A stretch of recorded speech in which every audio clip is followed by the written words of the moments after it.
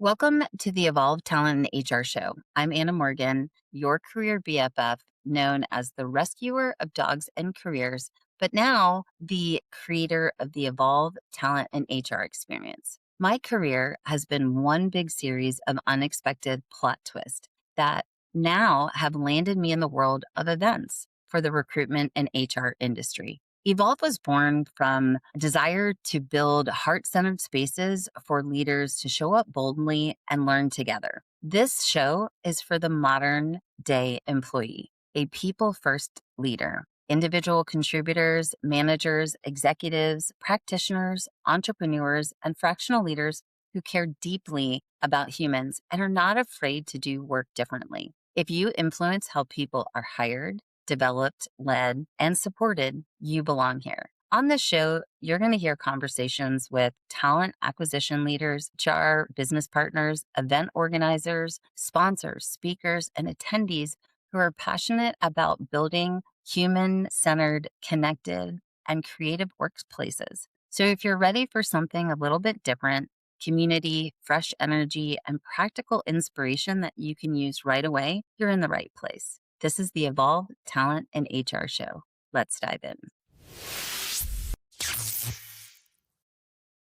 If you're in tech and startups, you're in B2B sales, and you have a deep network of engineers, that's awesome. But my first question is, who do you know in legal? Who do you know in medicine? Who do you know in construction or in hotels and hospitality? Because those people may need your product. They may not even know that they need your product until they have a conversation with you. In a world where everyone's automating outreach and scaling with AI, Adam Marx is betting on the opposite: patience, consistency, and maintaining relationships. He's advised startups, keynoted at Emory, and spoken at South by Southwest with a philosophy most people overlook: the follow-up matters more than the first hello. Today, he's joining me live at Evolve 2026 in Atlanta. Adam, welcome to the show. Thank you for having me. Oh, and if we haven't met yet, I'm Rhona Pierce, host of the Workfluencer podcast. But today, I'm taking over the Your Career BFF podcast live at Evolve 2026 in Atlanta. So, for those who haven't met you yet, what's the Adam Marx story in 30 seconds? Oh boy. For those who haven't met me yet, the story in 30 seconds is I was in the music industry for over a decade. I did the band thing for a hot minute, music journalism, college radio show, music company. And that's actually where I learned how to build really good long-term relationships and networks. And when I moved more into doing journalism and tech journalism, that was a philosophy that I tried to continue to build on. And now finding myself in tech and startups really full time, and in business and entrepreneurship, really thinking about how network building and relationship building are absolutely critical, even more so in the age of AI. And we'll get into that.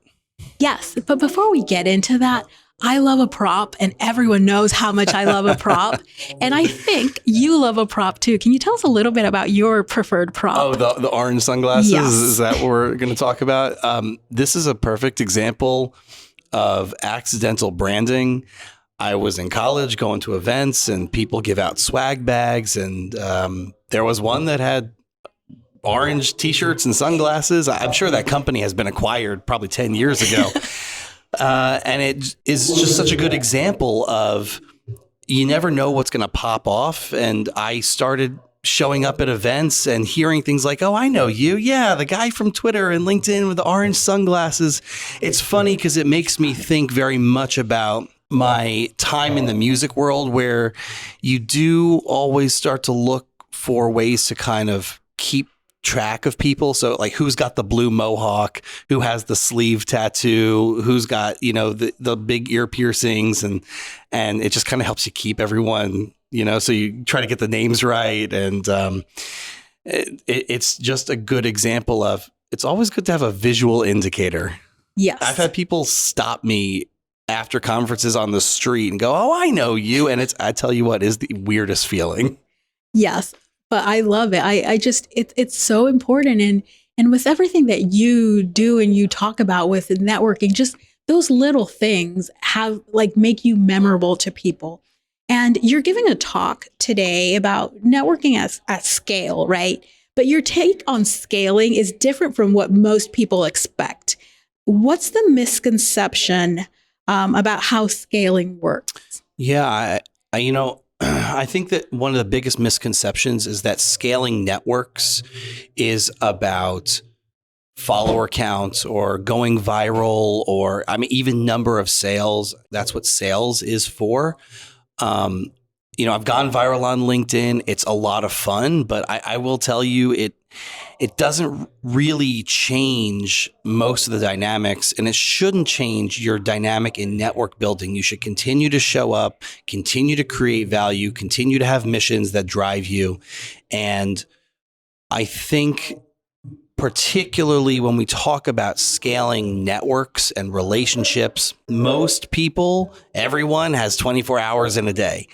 And it can get to a point where hopefully your business takes off and hopefully your business is doing lots of deals, but your time goes down commensurate. So you need to learn how to scale that and keep your network growing when you don't have the same amount of time that you may have had when you started out. Maybe you have family commitments or, growing an organization is a great thing. Scaling those networks and learning how to integrate those habits it's what makes all the difference. And when we talk about networking, I think a lot of people like to focus on collecting people, right? On the introduction. Why do you think people are stuck on that introduction hamster wheel? What I call the introduction factory. Yes. It's funny because I'm around startups a lot, and these are people who are building amazing stuff and certainly ahead of where I felt I was at that age. And I think that there's sometimes a misconception, may not be the right term, oversimplification maybe, where startups and entrepreneurs are really taught to focus on their 30-second pitch and get that down. And that's still good. Know your numbers, know your metrics, know your mission, know your product, but also recognize that if you're going to raise money or continue to raise money or continue to bring on new employees or just grow the organization, it requires a marathon, not a sprint in mindset. And so there's a difference between just getting the introduction, and sometimes that's the easiest thing, and learning how to stay in the room consistently. It could take 18 months for a deal to go through. Most deals don't happen at conferences like this because people are listening to the programming. They're trying to absorb the information. There's due diligence. There's you got to run it up the chain. Maybe you have a supervisor or there's a budget to think about. So really maintaining those relationships so that you can see when is the right time to execute on this and when does it make the most sense for everyone so that it becomes mutually beneficial. That's the point, is to look for mutually beneficial arrangements where everyone walks away in a winning position. I love that. I really do. After you've changed your mindset and you're thinking about like maintaining your network, not just collecting them. Yeah. How does that look in practice? It's a lot of what I call revolving irons. And this network building is a war of attrition. It's between you and your impatience. And the people who let their impatience win, they hit a ceiling. The people who outlast their own impatience and learn how to say, okay, they're dealing with something. Maybe they didn't get back to me. Maybe they have a family issue. Maybe there's a health issue. Giving people the benefit of the doubt 9.5 times out of 10 is how you keep revolving irons and say, okay, they've got something going on. I'm not going to take it personally. I'm just going to focus on building here for right now, and this will work itself out. And that is part of the practice. It's hard the first time because, everyone wants their time to feel valued. And I think that sometimes there's, again, an oversimplification of, oh, if someone missed your email or missed your Zoom call, they don't value your time. I don't know. Maybe their kid is sick. Maybe they had to run and get the car and this, all kinds of issues. You just don't know. People are willing to give each other the benefit of the doubt. And if someone isn't, maybe that's not really someone you want to be in business with. Exactly. So everyone's automating outreach with AI. Like, you can't go a day without seeing Everything is AI. Everything's AI, and everyone's like trying to get and automate these things.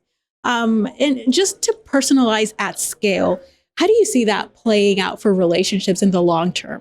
Well, I think it's really important to differentiate between saying one is anti-AI, which I'm not, and recognizing the limitations of AI. There's a big chasm there, and AI is great for a lot of things. It's really just changing how our workflows adjust and how we do, the busy work. It's just changing everything. But it's kind of like, I think we talked about this earlier today. It's like the 5-paragraph essay where we learned that as a tool for learning segues and introductions and conclusions, but it doesn't mean that every essay you write should be a 5-paragraph essay. And AI is a great example of it can help with so many flourishes. It can help with so many things in your business, but don't go outsourcing the people component because AI does not yet understand nuance. It's having problems with context, certainly with humor, and these are the things on which really good relationships are built, because those are the things that are human, that people really respond to. So use AI, but just recognize the limitations of, please don't outsource all the stuff that used to be customer service, which is like a big catch-all term. Don't outsource all your customer service. I want to talk to a real person when I have an issue. Yes. Yeah, I'm the first one to love when I get customer service with AI, because it's like, okay, I want to do the quick thing. But as soon as it's like, okay, this is more than something. No. We need to human. I start writing human. I think everyone's kind of in that same boat right now. Yeah, it's like we like it for limited. So is there a way to scale relationships, or is that a contradiction? I think it requires a different set of metrics than how we typically think about scaling a company. Those metrics are very sales oriented in nature. Number of products sold, number of hours billed, number of page views. These are very quantifiable metrics. And so you're able to see, are we doing better in our sales this month or 3 months from now? When you're talking about networks and people, it's all relational. So do you have more access today than you did 6 to 8 months ago? Do you know more people? Or it's not even just about like getting more invites. It's, do you have a wider network outside your typical lane? If you're in tech and startups and you have, you're in B2B sales and you have a deep network of engineers, that's awesome. But my first question is, who do you know in legal? Who do you know in medicine? Who do you know in construction or in hotels and hospitality? Because those people may need your product. They may not even know that they need your product until they have a conversation with you and go, oh, hey, we need to have a conversation so that we can get this, moving. Is there a relationship that you maintained over time that ended up paying off? Yeah, one of my favorite stories is I have lots of good stories, but one of them is I had still have a good relationship with a friend of mine, and we met on Twitter, and she was very involved with South by Southwest, certainly just knowing how best to craft the best applications and more experience than I had. And she just gave me feedback, honest feedback. I think this is a little bit, needing clarity, or this is a little bit needing to be more robust. And it turned into being accepted in 2024 as a mentor for the startup track. And I will say, in terms of growing and scaling, gratitude and saying thank you, the reason I say that is it flipped up. I went and tried to find the person who was my main contact, who was, the person you ask basic questions, security protocol, and do I need this? Do I need that? And when she and I talked afterwards, I just wanted to say thanks for all the work you do and this and that. And she said, well, have you thought about doing a workshop? I said, no. I mean, I look at all these big names. The answer is no. And she goes, but I think that this could work. I think you should think about doing a workshop. It's never about special treatment. You still go through the same protocols as everyone else and you still apply. But just having someone say, I think this could work, and finding myself running a workshop, a sold out workshop last year in 2025, it was mind blowing to me. And all of that started with relationships through other people saying, you should maybe consider this. I love that story. I've got funny stories, but we have limited time. I love that story. So what's one step listeners and viewers can take this week to nurture those relationships that they might not be neglecting? Yeah, I mean, I would start by saying I'm very pro mental health, and I try to work from a mindset of not, I'm neglecting this, because you're busy, you've got life going on, there's all kinds of stuff. I would start by saying, I haven't spoken to this person in a minute. It's the new year, right? We just passed the holiday time. It's the best time to reach out and drop that person a message on LinkedIn or email or Instagram, wherever you hang out, and say, hey, hey, Mike, it's been a minute since we last talked. And I just wanted to say, I hope you had great holidays. And I would love to hear what you've got going on this year. If I can support it, I'd love to share what I've got going on. I'd value your feedback on it, and let's just throw something on the calendar. Let's get a Zoom call going, and I hope you're doing well. That took 30 seconds, if that. No one is committed to anything. It's a great message to get, because I don't feel like, I have to suddenly move stuff around. It's just a nice little tap saying, hey, I'm thinking about this relationship, and let's see if we can get these wheels moving again. Amazing. So I have some rapid fire. Oh, rapid fire questions. Are those always the best? Before we wrap, fill in the blanks. Just the first thing that comes to mind. Oh, God, this is dangerous. Normalize. Mental health. Stop rewarding. Hustle culture. We need less blank and more blank. We need fewer people trying to go viral and more people trying to build deep relationships. Success doesn't come from a big follower count. Culture isn't blank, it's blank. You're sensing a theme here. Culture isn't views, it's people. Amazing. So I've really enjoyed this conversation. Both of us. Where can listeners connect with you? So they can come and find me at 0to1networker.com if you want to do business. I co-host LinkedIn Local ATL. I'm on LinkedIn all the time. Look for the orange sunglasses. I have a whole host of other stuff, but we have limited time here. So people are welcome to reach out and let's do something.